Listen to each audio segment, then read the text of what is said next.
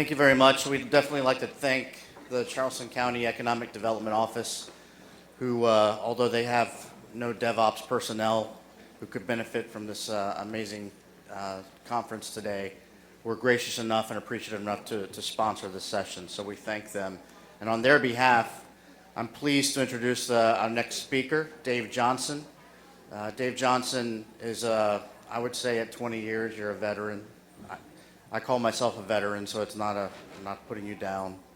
The guys that have been around doing this for a long time, we still got it.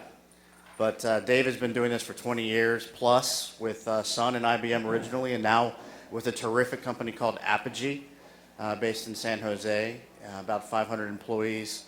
And they are involved in numerous projects. Dave himself involved in numerous projects with the Apache Software Foundation on open source, a very committed company to open source. So, without further ado, I'll introduce Dave Johnson, and let's have session number 2.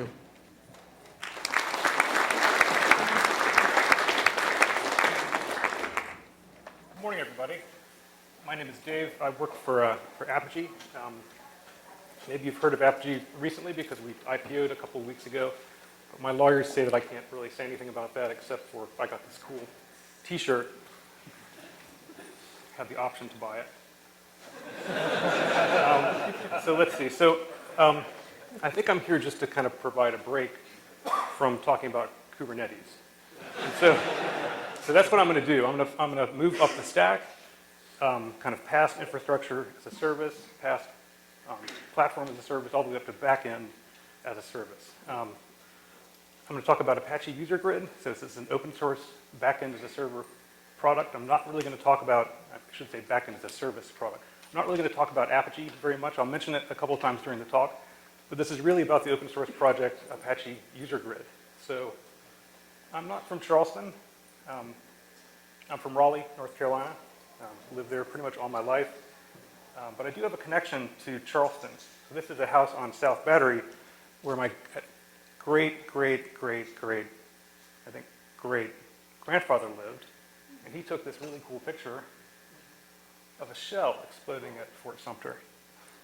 It's interesting because it's one of the first kind of combat photographs. You know, it's hard to capture action with the kind of cameras they had back then. So with that out of the way, let's get right into the talk. So I'm going to talk about what is Usergrid, why it exists, and what it does. And everything in Usergrid is accessible by way of a REST API. So I'm going to lead you through that and show a demo, interact with the REST API using our portal, the Usergrid portal. Then I'm going to talk about how you get started with Usergrid as a developer, and kind of walk through creating a mobile app with Usergrid, jQuery mobile, JavaScript and HTML, talk a little bit about Usergrid and Ember.js, and then wrap up by talking about how you would run Usergrid yourself for development and deployment. Hopefully at the end I have time for some Q&A.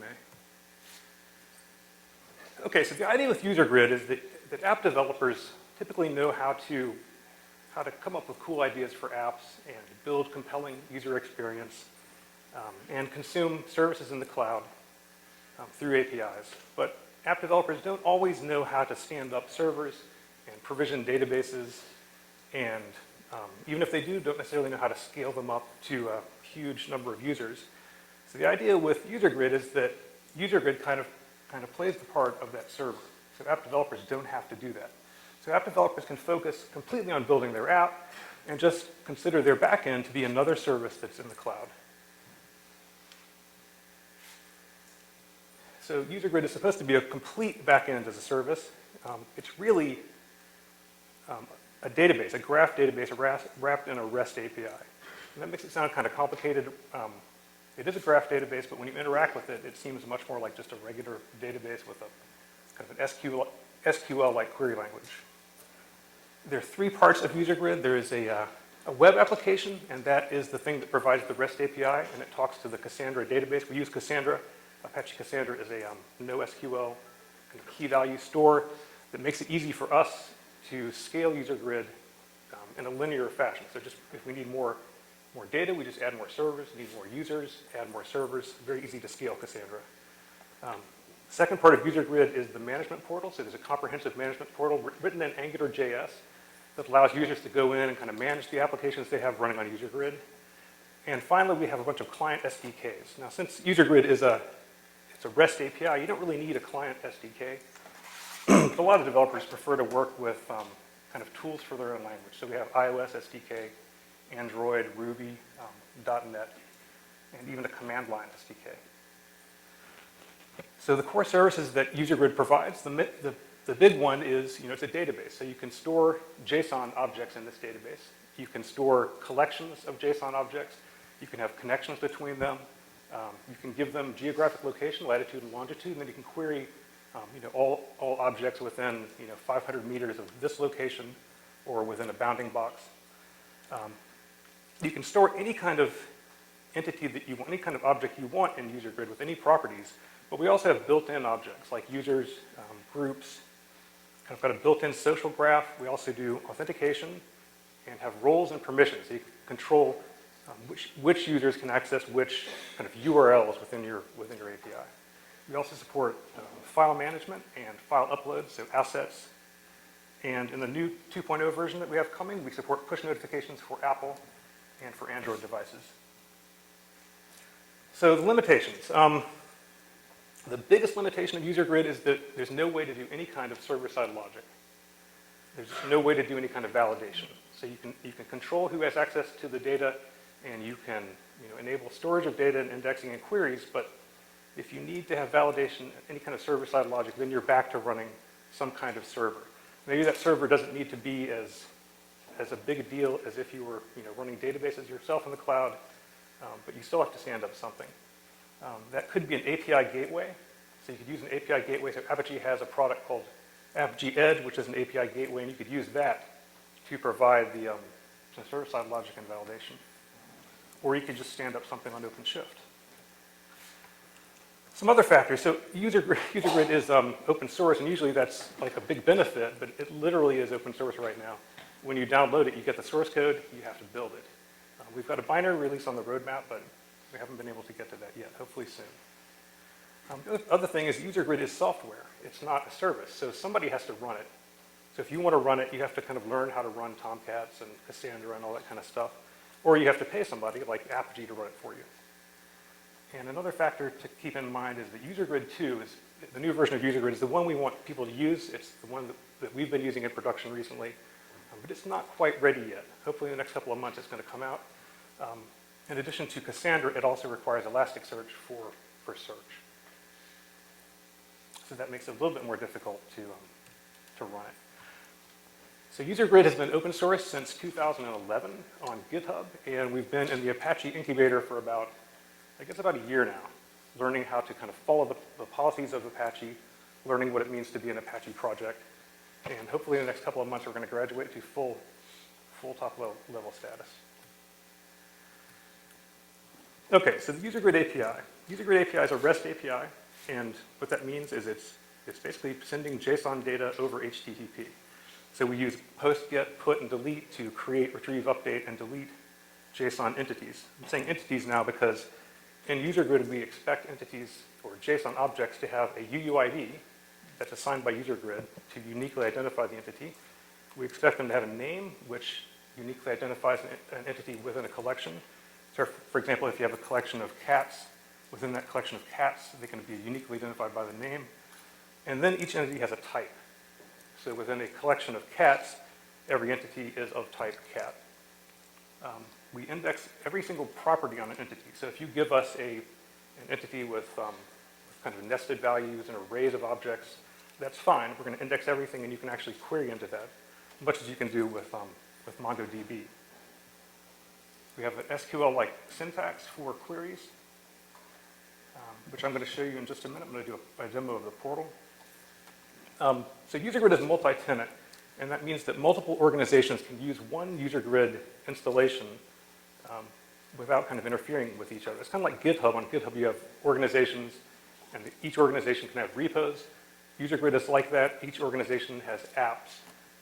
And so each application within Usergrid has a base URL for the API that's going to be organization name / application name.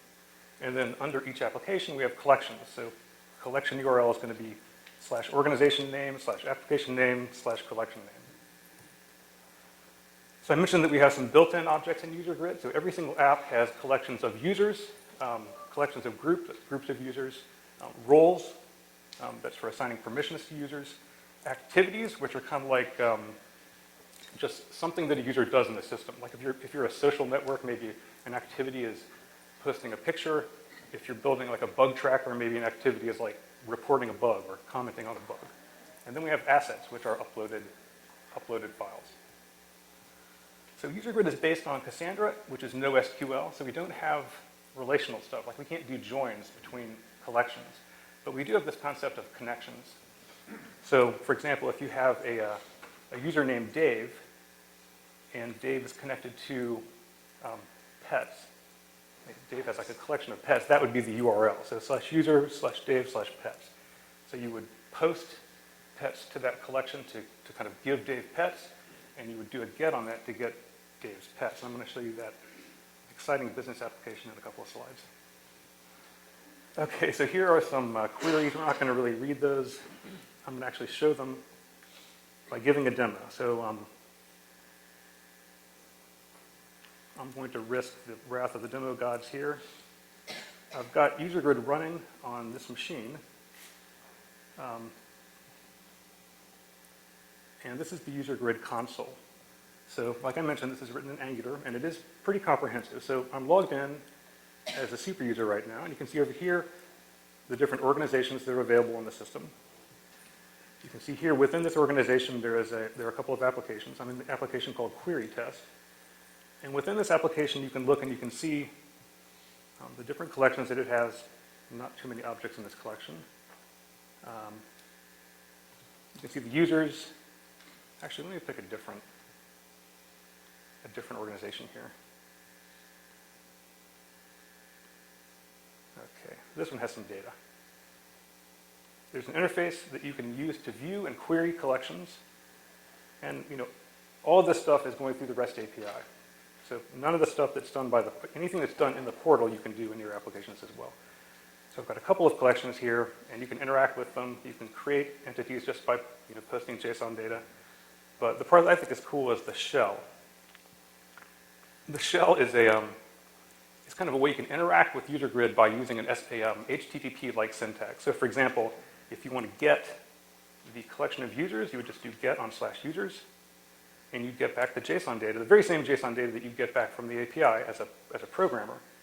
You can see that we got back a response object that has a list of entities, and first one is user Dave, etc. So the other thing that's cool is you can actually create entities here. So for example, I mentioned the compelling business application of collecting cats. You can create a cat. So I'm going to post to the cats collection, and I'm going to give some JSON data for the cat. This cat's going to be named, not feeling very imaginative right now, cat named Steve. Steve is Tabby. Okay, so I could have any level of nesting and arrays and that kind of stuff in the data. I'm going to keep it simple here with just two properties. So name, Steve, color, Tabby. And I'm not posting a UUID. That's going to be assigned by Usergrid. And I'm not posting a type. That's kind of implied by the collection that I'm posting to. I'm posting to the cats collection. So when I do that, Usergrid responds. And it basically sends back the cat object that was created. So you can see now it's been assigned a UUID. It has a type, has a name, has a couple of other items of metadata like creation date, modified time, color, etc.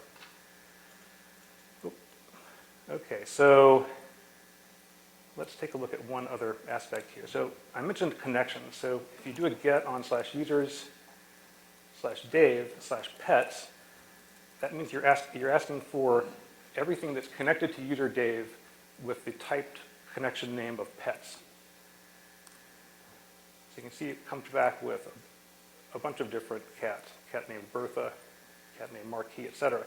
And if you want to add a cat to the collection that I have, you would do a post to /users/Dave, that identifies Dave, and then pets, that identifies the connection. And then you have to also put a type. So cat, I think cat or cats is going to work. And then the cat I created was called Steve. Now I could put Steve here because this uniquely identifies the cat within the collection, but I could also put the UUID if I wanted to. And you don't have to post any data, just posting to that address creates a connection. Okay, so those are the basics. I didn't really show the syntax here. Let's look at one example of the syntax. It's a very SQL-like syntax, so select star where color equals tabby. So I'm on the cats collection right now, so that's going to return back all cats where color equals tabby. And it's simplified SQL, but it supports and or and not and contains, and it's also got a geographic query capability where you can say within and then give it a distance. Okay, so you can see here it's returned three cats that are tabby. All right, so that's the basics of the portal and how it works. Let's get back to the presentation. All right, so getting started with Usergrid, maybe one way to get started with Usergrid is to go look at the SDK for your favorite language. So you would go to GitHub, go to the incubator Usergrid project, and then look in the folder called SDKs. And under there you'll find iOS and Java and all the different SDKs. In this case, I'm looking at the JavaScript SDK, and JavaScript SDK is really just one file, usergrid.js, or if you want it minified, there's usergrid minified.js. And the documentation for the JavaScript SDK, if you just scroll down, the page keeps on going, and there's kind of full documentation with examples on how to use the JavaScript SDK. Another way to get started for JavaScript developers is if you're a Node developer, you can use NPM. We've got the SDK packaged up as a Node module. You can get it that way. As far as documentation is concerned, you can go to usergrid.incubator.apache.org. That's our official Apache website, and you can get documentation there, but we haven't converted all the documentation over to Apache. We're still working on that. So at this point, the best source of documentation is the Apache website. Go to docs/API-BAS, and you'll find comprehensive documentation for every API call with examples for iOS and Android and Ruby and all that kind of stuff. Actually, pretty good docs. Another way to understand how Usergrid works is to look at the console. So if you open up the web inspector and go into kind of debug mode, every single time that the console makes a call, it logs it out as a curl command. So you could actually take that curl command and you could paste it on the command line and you could kind of interact with the Usergrid API using curl or whatever your favorite HTTP client is. All right, so if you're building an app with Usergrid, let's see, I'm kind of getting ahead of myself here. The next part of this presentation talks about an example app that I developed to kind of show people how to build mobile apps with Usergrid. And it demonstrates how to do login and sign up for users. It demonstrates how to do roles and permissions. Has some social stuff. I'm not sure if we'll have time to get to the social stuff. And then it kind of demonstrates hybrid mobile app development because it uses Apache Cordova to package the app up as a executable for iOS. If you want the source code for this, it's on GitHub. You can go to my GitHub account, Snoop Dave, and then look for Usergrid Mobile. Okay, so when you're building an app for Usergrid, you don't need to think that much about the REST API because Usergrid already is providing the REST API kind of for the app that you're building. What you do need to think about is what types of entities do you want to store? What collections do you want to have? How those entities are going to be connected to each other. And then you need to think about kind of for each one of the URL paths in your application, what kind of roles and permissions should be allowed to access that path. You should also kind of think about the queries that you want to make. Generally, if you have a huge amount of data in one collection, queries could possibly become slow. So if you can, you should find ways to kind of create connections between entities, and then you can kind of query on a connection. Like instead of looking for all cats, you would look for all of Dave's cats, and then kind of search within that connection. That's where the graph nature of Usergrid kind of helps, because you can kind of query from any point. So for this example application, there are really two types of entities. The application is a check-in app, so it's kind of like a really dumbed-down version of Foursquare, kind of a Twitter kind of thing. So you have users can follow each other, and users can do these check-ins. And you can see the check-ins of all the users that you follow. So we have two types of entities, users and check-ins, and then we have two types of connections. So users can be connected to other users by a following relationship, and users have check-ins. For permissions and roles, the way Usergrid works is that you can define roles, and you can define any number of roles you want. The default is to have a guest role for users that are not logged in, and then a default role for users who are logged in, and then kind of an admin role. But you can do whatever you want. So by default, Usergrid has this guest role, and if you're a guest, you haven't logged in yet, so maybe you need to be able to register. And the way you register is by doing a post. You post your user information to /users.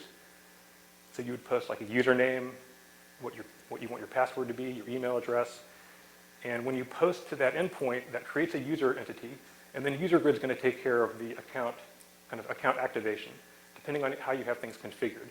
Maybe you want your users to get an email that has a link that allows them to kind of register, or maybe you want, as an administrator, to go into the console and kind of manually authorize every user. So users have to be able to post to the /users/star, anything under /users they can post to. That's how they register. And the way they log in is by posting some credentials to the /token endpoint, get back an access token, and then subsequent API calls use that access token. Once a user is logged in, these are the permissions that we want to set up. So /users/ that $sign means currently logged in user. So if you're the currently logged in user, you should be able to basically get, put, post, and delete anything that's kind of under your path. In this particular application, that's the way I've got things set up. There's a special endpoint called activities. When you do a get on that, you get back the activities of all the people that you follow, but you can only do a get on that endpoint. You can't post, put, or delete to it.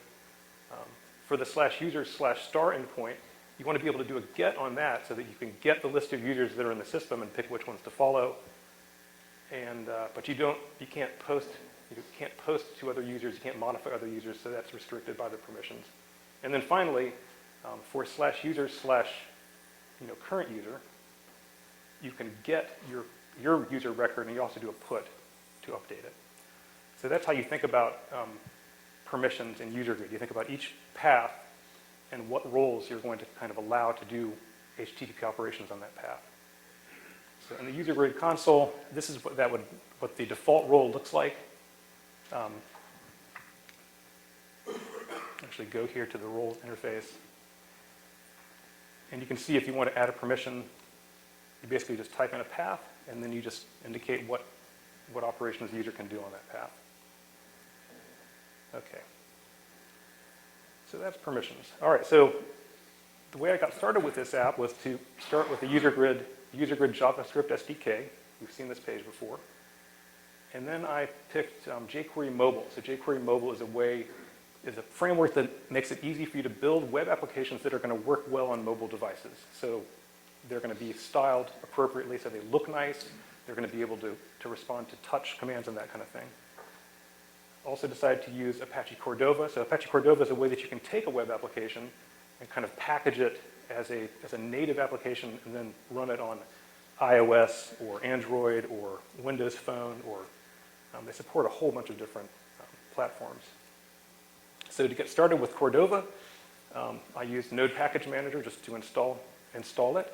And then Cordova has a command line that you can use to create a skeleton application. So Cordova create, then you give it a package name and an application name.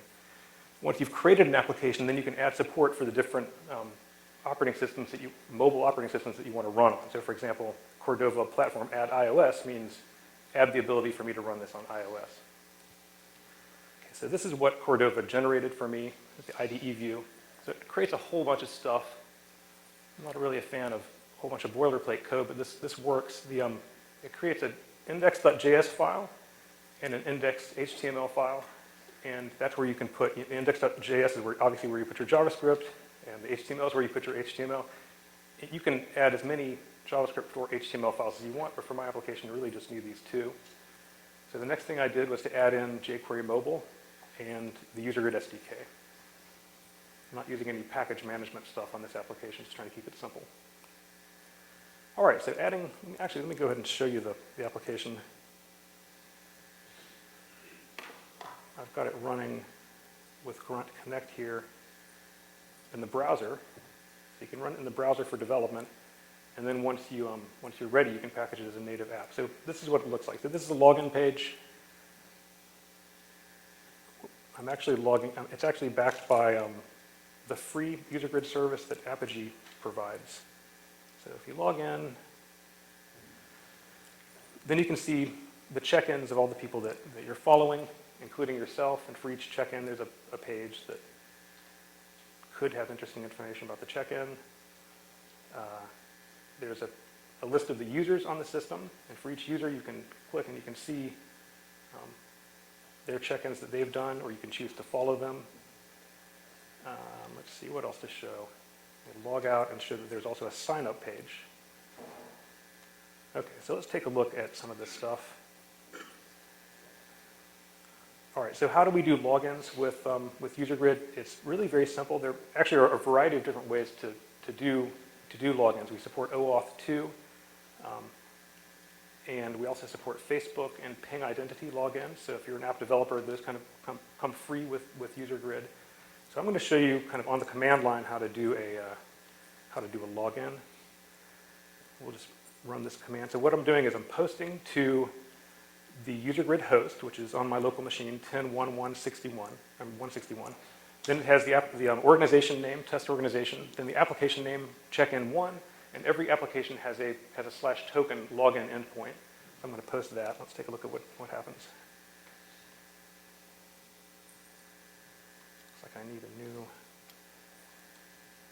window here. Oops.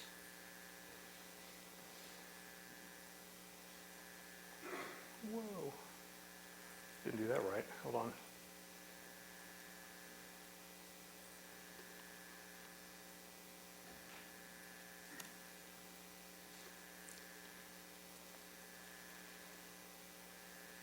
All right.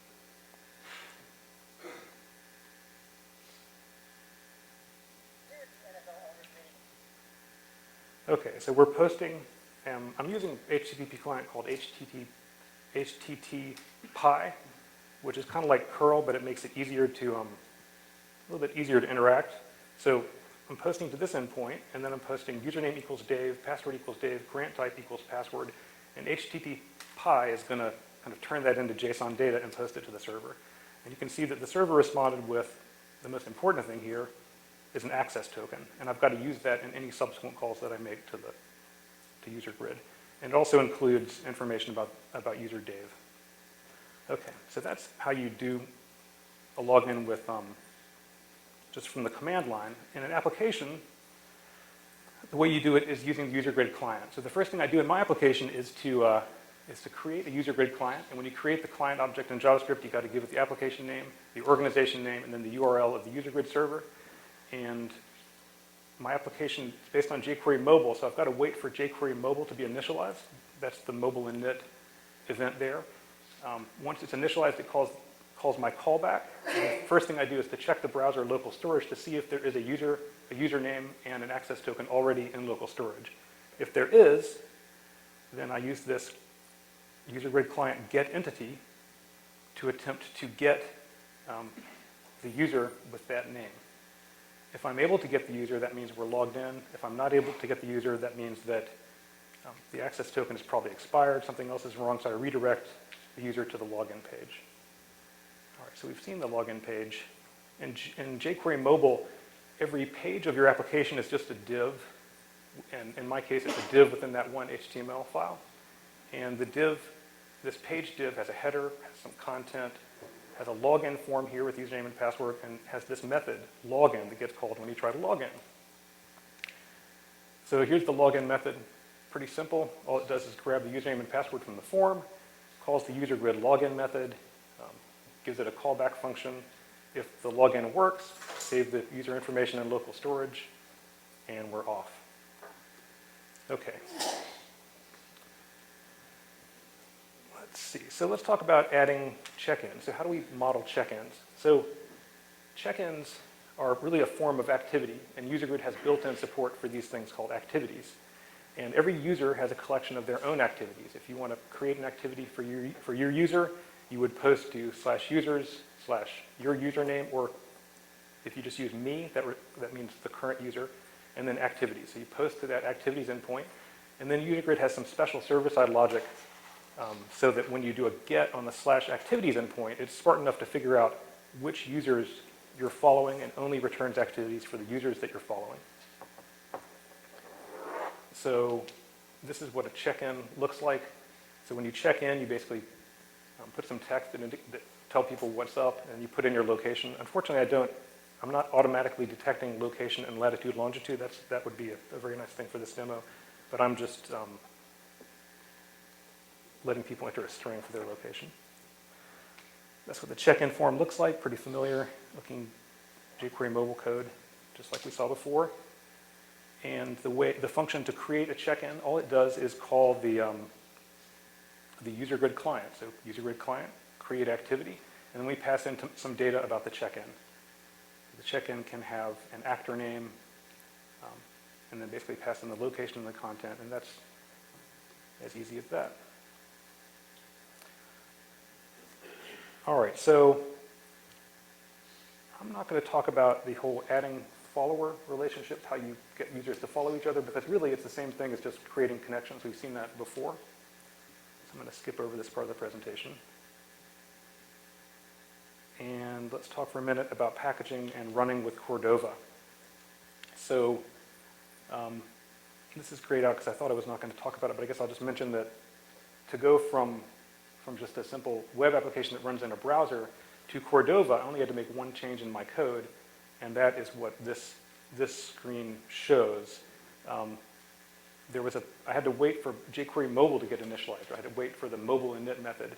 But if you want it to work in Cordova, you also need to wait for Cordova to get initialized. So this code uses something called deferred. jQuery has a deferred capability, and basically just waits for both of those two conditions to happen. Once that happens, then we go ahead and initialize the application. So to run this on an iPhone, I've got an iPhone emulator on this machine.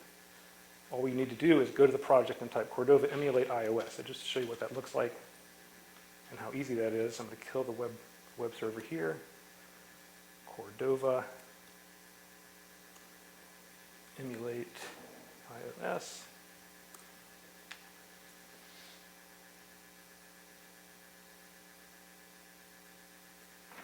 And it looks happy. Where's my emulator? Why does it come up behind all the windows? There it is. Okay, so this is the very same application, except running in iOS. So same username, same stuff.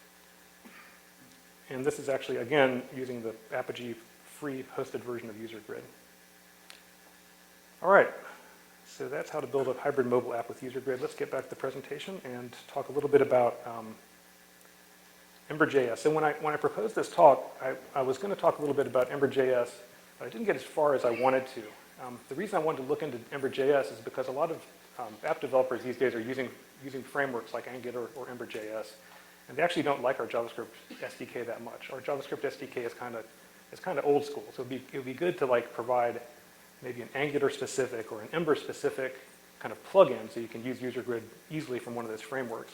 And with Ember, it looked like that would be easy because Ember has this thing called Ember Data, and it's designed to kind of talk to backends, and it's very flexible so that you can kind of adapt it to any kind of backend, no matter what kind of URL structure they have, no matter what kind of JSON data they have. And Ember also has a plugin architecture and a registry, so I thought I could develop an Ember.js plugin for Usergrid and make it easy for Ember folks to use Usergrid. I ran into a couple of problems. One of them is that the Ember data expects JSON data to have kind of a very different structure than Usergrid. It expects these things called type keys, and I'll show you what that means in a minute. And then Ember data also expects a very flat JSON. Ember data expects a JSON object just to have name value fields with no nesting. And I think they do that to make it possible, easy for them to kind of automatically update parts of the screen. But it's a problem for Usergrid because we allow our users to have kind of arbitrary JSON data nested to any level they want. So this is kind of an example. So Ember data expects when you expects the server to return a collection of cats, it expects there to be like a cat's. Maybe I should use this thing. It expects there to be like a cat's type key, and then there's a collection of cats. But when Usergrid returns data, it returns this kind of object that has kind of information about the request, and then entities, and then the cats are in an array there. So adapting that, I think, is definitely possible, and I've started working on that, but I didn't get as far as I wanted to get. If you want to learn more about the stuff I'm doing with Ember, you can go to my blog. I wrote a couple of blog posts about it. I actually wrote this blog post kind of before realizing how hard it would be to do this. And I've also started a project on GitHub called Usergrid Ember Add-on, which is eventually going to be a plugin for Ember to do Usergrid. All right, so to wrap up, talk about running Usergrid for development. So if you want to run Usergrid for development, one way to do it is to run it on your local machine. And there are a couple of different ways to do that. One way is to get the source code, build Usergrid, and then use something called the Usergrid launcher, which is a part of Usergrid that it's like a single executable file that starts up, starts a web server, starts Cassandra, it's kind of got embedded Cassandra, and it starts Usergrid. So you can just run Usergrid on your desktop. That works pretty well, except for the part about having to download and build it yourself. Another thing you can do is you can run Usergrid on Vagrant or Docker. If you go to GitHub and search for Usergrid Vagrant, you'll find a couple of people have created Vagrant files that make it very easy to start up Usergrid. And that's what I'm doing on my laptop. I'm running a Vagrant VM that has Tomcat and Cassandra and Usergrid kind of embedded in it. And the third way you can do it is to kind of do it all yourself, right? You download Usergrid, build Usergrid, install Tomcat, install Cassandra, and do that whole deal. But that's really only if you're kind of a server-side Java guy. Otherwise, that's going to be fairly difficult.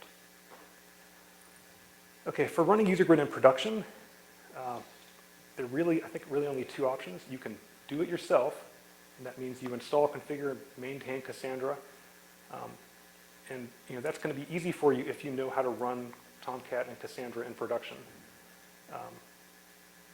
Another way you can go is we've got a set of CloudFormation templates, or maybe I should say one CloudFormation template, and a bunch of scripts that allow you to launch on Amazon kind of a complete Usergrid cluster. It actually makes it very easy. You go into the Amazon console, you type in the number of Tomcats you want, you type in the number of Cassandra instances you want, you press the button and your cluster starts up and your Amazon bill starts to rocket skyward until you shut it down. And the other way to run Usergrid in production is to let someone else do it for you, and that's what Apogee does. We provide, I mentioned we provide a free level of Usergrid service, but we also have paying customers that we run Usergrid for. So when you run Usergrid in production, Usergrid 1, this is kind of a typical setup. You have a load balancer, and you have a bunch of Tomcats, and then you have a Cassandra cluster. Simple, right? And Usergrid 2 is actually, unfortunately, going to get a bit more complicated because the team decided that Cassandra is not the best solution for searching data and using that query language that I mentioned. So we've kind of rewritten things to use Elasticsearch as our search engine. Nothing about the REST API is changing. Nothing about the query language is changing. But we're going to Elasticsearch for search. In the future, maybe we'll be able to take advantage of some of the stuff in Elasticsearch, some of the more advanced features. And then finally, we had a distributed queue built on top of Cassandra for Usergrid 1, but we decided it was better to let somebody else build a distributed queue. So now we've got kind of an interface, and in production we use Amazon SQS queuing service, but you could plug in anything there. You could plug in Cupid or whatever your favorite distributed queuing system is. All right, so that brings me to the end. There are a bunch of links here. I'm going to make these slides available online, so you don't have to scribble down any URLs. But I mentioned the example code on my GitHub account, Usergrid Mobile. There's links here to the official project page, Apache Usergrid, the Apache site. Also have a Twitter account. There's a link to the API BAS. That's the product that's based on Usergrid, and then some links for me. And I think we've got time for some questions now, if anybody has questions. Nobody? Oh. In user permissions, Sorry, in the user permission slide, I couldn't tell whether the $ brace syntax was supposed to be a literal or a reference to like $ Dave with no braces. It's supposed to be a reference to the currently logged in user. I gotcha.